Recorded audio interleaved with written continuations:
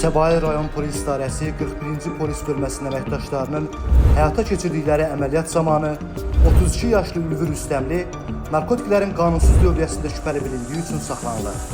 Onun üzərindən 4 kiloqram marihuana, heroin, tiryək və 100 ədəd güclü təsiredici xassəyə malik tramadol həbə aşkarlanır. İdarənin 8-ci polis bölməsinin əməkdaşları tərəfindən keçirilən digər əməliyyatla 29 yaşlı Təbriz Ağayev də saxlanılır. Ondan 8 kiloqram marihuana aşkarlanaraq qanunsuz dövriyyədən çıxarılır.